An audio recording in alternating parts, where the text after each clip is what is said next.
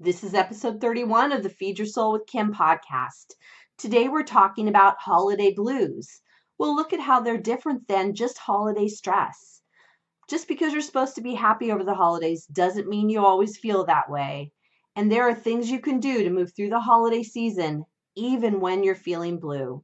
In this podcast, we discuss the 5 signs of holiday blues, learn the 7 typical causes of holiday blues, and get into action with 10 different activities that can help with holiday blues. Let's get started.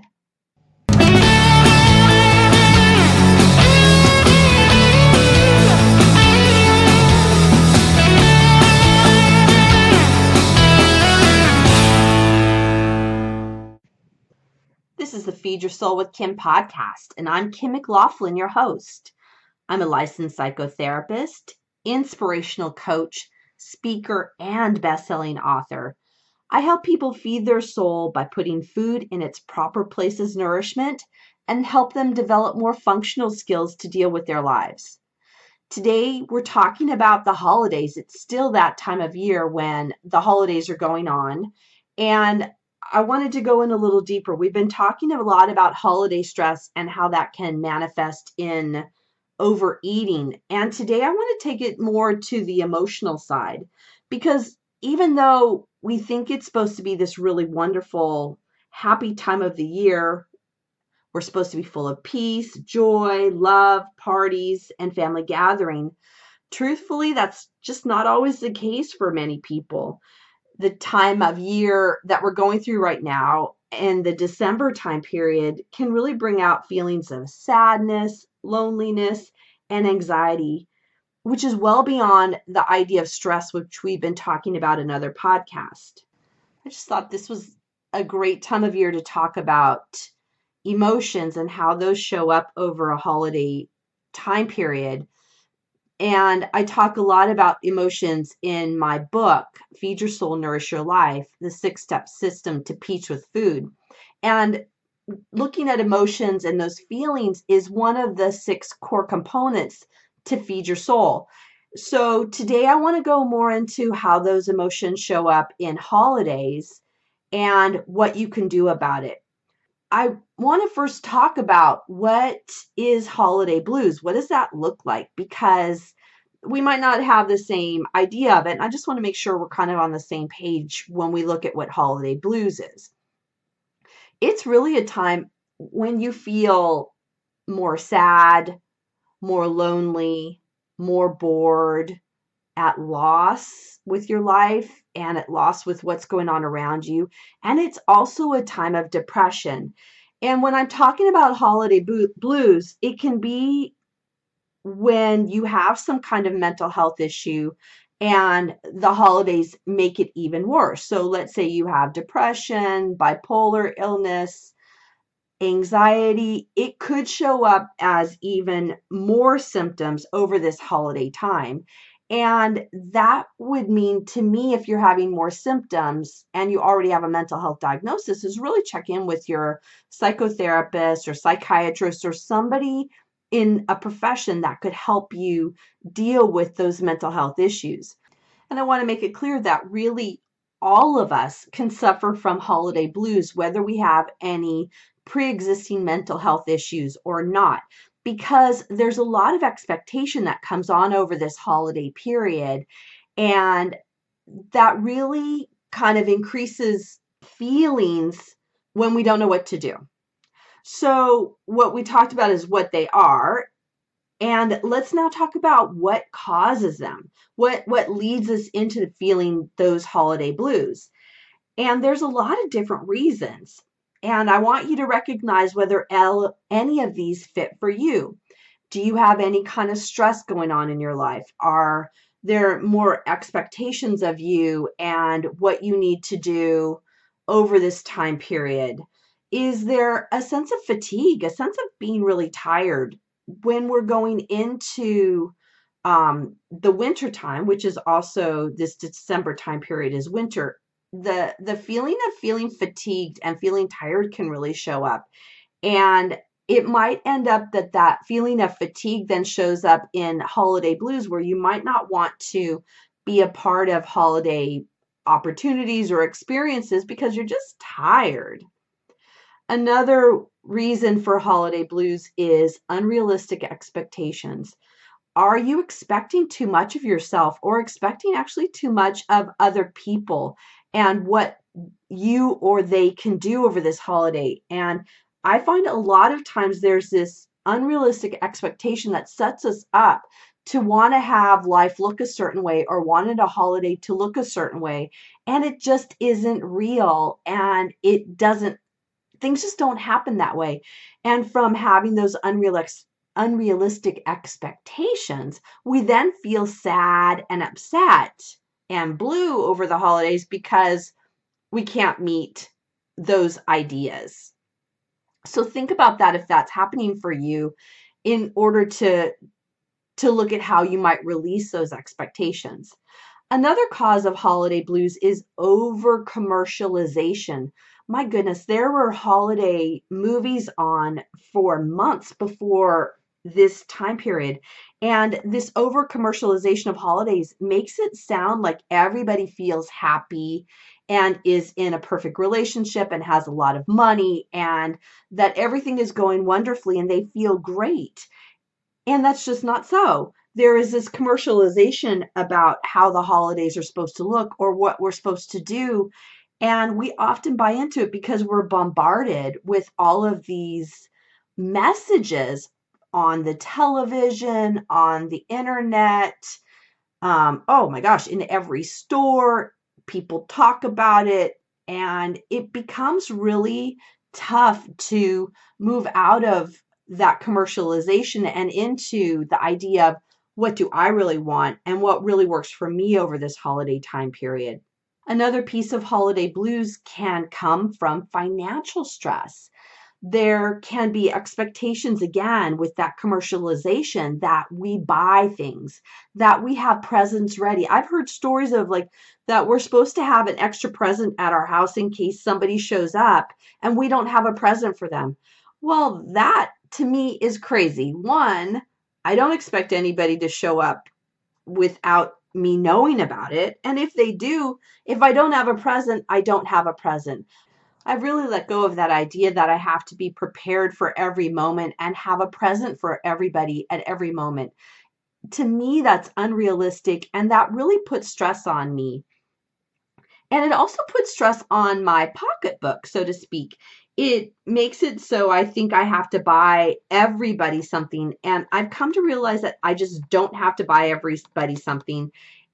And I want to encourage you to wonder if going into financial stress or spending something over your budget is really something that you want to do. And really think about whether you want to go into the new year with credit card debt or heavy debt or owing things for these commercial items that you give to somebody else. I've really been challenging myself to think about what do I buy and is it really something that I want to get for this person? And is it something meaningful? And if not, then I don't buy it. And that's what I've come up with, and it works really well. Another cause of holiday blues is the inability to be with your family and friends. We live in a society where our family and friends often don't live close to us. They live across the country or across the world, and there isn't always a way that we can get together. And I hear people talk about this every holiday about how upset they are that they can't see a certain person or that they can't go to 2 or 3 different homes to see people because they're too far away.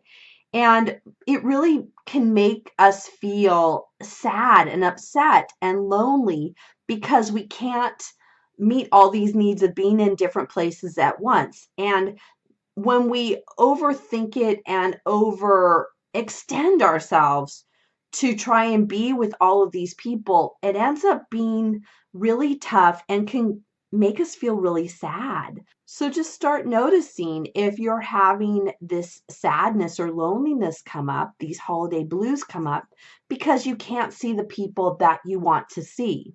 And just notice that and acknowledge it. The last thing that I think really causes a lot of holiday blues is the death of someone close to you. And it can show up in so many different ways. And it can sometimes be really unexpected that you didn't expect to feel so sad at the holidays because somebody is missing, somebody has died throughout the year, or they possibly have even died longer than a year ago. But the idea of their death, the loss, shows up for you in sadness over the holidays. Just take some time to notice if that's what's going on for you and be honest about it. Also, the holiday blues can show up not just in the death of someone, a person. It can be about the loss of a pet. I know a lot of people that feel significant loss and significant sadness when they have a loss of a pet, especially if the pet died recently. It can be really hard to go through a holiday because they feel as close to you as somebody that you know who dies. And I want you to recognize that, or I encourage you to recognize that that can be a valid reason to feel sad over the holidays, is when you have the loss of a cherished pet.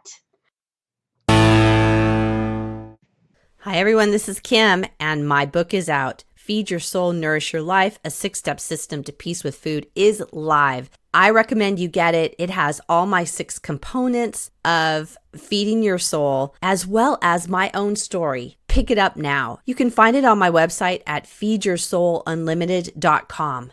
Thanks. So we talked about what the holiday blues are and what causes them. So I want to get into now, what can we do? Because you're not alone. You're not the only person to feel this way. And if you're not feeling all in for the holidays, you're not like Scrooge. It's just that you have feelings and they're real.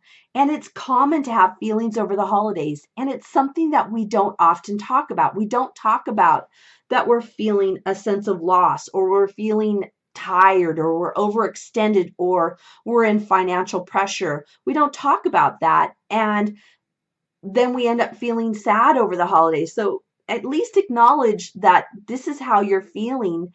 And I know you're not the only one. I talk to people every day about this. You are not the only one. The second thing you can do is be kind to yourself, and to not chastise yourself, to not get angry at yourself about how you feel, because there is no right way to feel over the holidays. There just is how you feel. And even though in the movies, that over commercialization of we're supposed to be happy, peaceful, spending time with people that we love, that doesn't always happen. Or sometimes we actually do spend time with people that we love, but we don't feel happy. Just acknowledge and be kind to yourself that that's just how you feel. The third thing you can do about holiday blues is take a few minutes to see what you can do. What could you do differently? As anybody who listens to this podcast a lot, I talk every week about how to get into action, how to start doing something differently, because we can have these thoughts, feelings, and behaviors, but until we get into action, until we do something different, we're not going to have a different result. If you keep doing the same things over and over again and expecting different results, well, they say that's the definition of insanity, right? And I want you to move into a different kind of action so that you can have a different kind of result.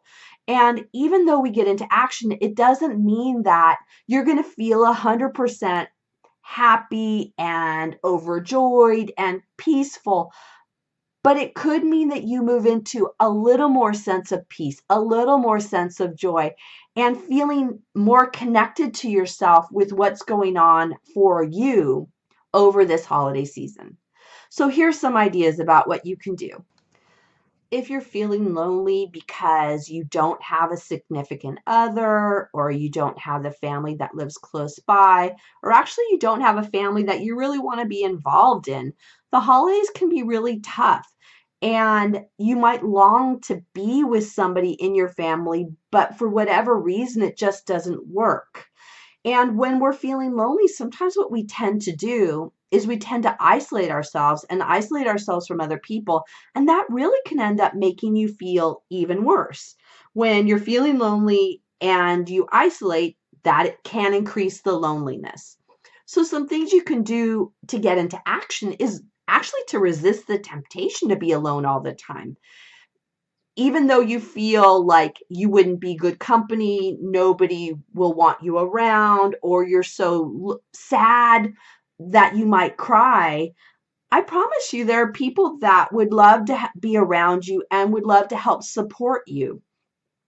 And if it isn't with people that you know, actually just get up and walk around and take some short little trips to places like a coffee shop or a local store to just be around other people and to kind of feel the energy of being around those other people can be really helpful when you feel lonely.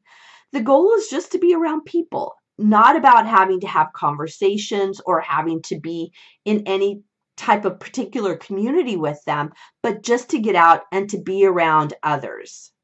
This is actually still helpful even if you're an introvert, because I know my introverted friends are going to say, well, I like my time alone. It's important for me to spend time alone. I get too overwhelmed around other people. Yes, I understand that. But even when you're an introvert and you're feeling lonely, get up and be around other people. It can really, really be helpful.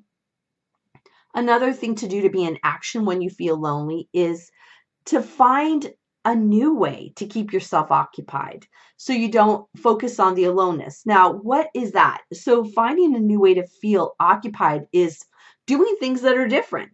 And it might be taking a walk to a place that you've never been for, or walk a different direction. I actually like to do that a lot. I like to go in different directions to kind of feel more energized and to see new scenery. Also, when I think of how to be occupied in a different way, to me, it also means like maybe doing a different craft or activity. Let's say you have been looking at Pinterest and you see a certain thing that you wanted to make. How about spending some time doing that? Because being an activity can actually really help get you out of that feeling of loneliness. So do something different is really my point in this. The third thing to do to be in action if you're feeling lonely is to call someone you think who might be feeling similarly to you. You know somebody who's had a loss, or they're feeling lonely, or they've expressed not having anybody to go out and be with. And what happens is when you call them or spend some time engaging with them is that you might find that actually they really need to talk. And it makes us feel better to have that kind of connection. And it also makes us feel better to have some type of feeling of being of service to another. So when you're feeling lonely, you call somebody else who's feeling lonely and you reach out and go, how are you doing? What's going on for you? And they talk about it. They can end up feeling better and feeling connected to you. You feel better because you feel connected to them and you've made an impact in somebody's life. It's a really interesting idea that when you're feeling lonely, reach out to others who might be feeling lonely, and then you'll have that sense of community, which is what we're looking for to help us move out of that lonely feeling. A thing you can do if you've had the loss of someone significant that might be recently or even in the past, those feelings come up, and they come up a lot during this holiday time of year. And remember, I include with that loss of someone significant. I even include the idea of a beloved pet that's died. We can think that we're not even supposed to feel happy over the holidays if somebody has died or if a pet is gone, that we're actually going to be disrespectful of their memory if we're enjoying ourselves or happy. And that often comes up for people that they say, I shouldn't be feeling happy because my partner's dead or somebody I loved was dead. And that can make it really hard because we then go into this feeling of guilt, that kind of survivor guilt that we're here and they're not. And how can we feel happy if they're not here? In order to get into sadness, I think we need to remember that we all experience some degree of sadness when somebody close to us or a beloved pet has died. We just feel sad. And I want to encourage you to not get caught up in how you should feel or what you should do. there are a lot of shoulds that happen when somebody's died, and which is a whole different story, and podcast is about how to deal with death. I just hope you can remember that it's okay to feel sad over the holidays, and that remembering to do what's right for you is the best way you can handle those holiday blues. Another way to get into action when we've had the loss of someone significant is to cry. People, it's okay to cry. It's okay to feel sad. It's okay to acknowledge that you missed your loved one. That's just what happens. And sometimes we'll isolate and not go to a place because we're afraid that we're going to cry. You're going to cry. Be okay with it, because other people know it, and it's just what happens when we feel sad. Another thing to do is to go outside and just be in nature. It can be such a centering and calming effect, and it can really be soothing when you're feeling down and sad and lonely. So going outside is another option. Lastly, what I wanted to say about if there's been a loss of a loved one, that you can do something in regards to getting connected to a faith organization and being around people that will accept you just the way you are, tears and all. I just recently heard about something called Blue Christmas Service, which is certain Christmas services that offer special accommodations to those who are struggling during the holiday season, for people that are feeling really sad. And I thought that was just nice. I wanted to bring it up. It is something you just look up, Blue Christmas Services in your area, and see if there's any going on. That might be a very comforting place to go, because people will understand and get where you're coming from, that you're feeling sad because they're feeling sad too. So what can you do when you're longing for holidays of the past and you're thinking about how holidays should be? You know, we tend to think that holidays are supposed to be a certain way, and we can focus on what's missing now. We think that they're supposed to be a certain way or different than they really are, or people are supposed to be around that aren't around. There's a lot of kind of ways that this shows up for that kind of longing about how holidays should be. And it just doesn't always work out that way. And I can't tell you how many people I talk to that feel so upset about the holidays because it's not the way they want it to be. And they're not finding a way to be okay with the way it is and make it work for them. So here's some ways to get into some actions. One is, I love this one, is get into creating a new tradition. I know when we long the holidays in the past and how the holidays should be, because it's set up in our mind about what holidays are supposed to look like.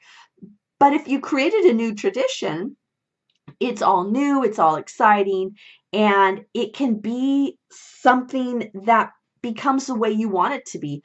I created a new holiday tradition with my family, and it is going to a candle lighting service. We never did that when I was a kid, and it's one of the things I look forward to the most at the holiday time, is going to this candle lighting service. And it was a way for me to create the holiday that I wanted now, and it really serves me well. So consider, what's a new tradition you might create. If you're longing for that holiday in the past or the way it should be, and it feels really difficult, get out of town. Go do something different. Go somewhere different. Go, if you're in the snow, go somewhere sunny. If you're somewhere sunny, go somewhere in the snow and have a different activity. One of my most favorite holidays was when my family went on a cruise over Christmas. It was so great, and it got us away from the house and all that was going on. And I look back with such fond memories of having that getaway over the holidays, because it recreated a new way of looking at the holidays and broke up having to have it look a certain way. So I'm all in for getting out of town and doing something really, really different.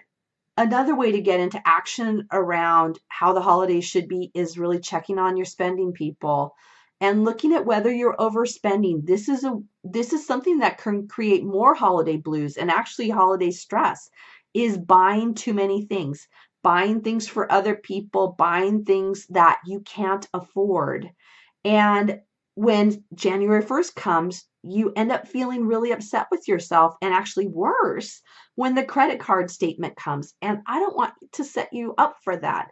And I don't want you set you up for overspending, because I don't think those things are really worth it. And maybe it could be more about considering what you want for this other person if you're buying things for them, and engage with them in a different way, and engage with them rather than with the things and around activities. I'll say it again. I don't think the holidays are meant for overspending, and I know they're not meant for going into debt over. In the end, I want you to make this holiday time, this December time period, the best it can be in whatever way works for you. And it doesn't have to be the way that it looked last year. It doesn't have to be the way it looks on the Hallmark Channel, but just make it what you want it to be. And I know I've had plenty of holidays of where I was alone and I spent time by myself, and I realized that I could have felt really sad at that time. And I decided to reach out to friends and to engage in activities that really worked for me. And I really have fond memories of that time, because I made the holiday my own, even though I was feeling sad that I was alone and sad that I was single. It ended up being a good time, and I really made it work for myself.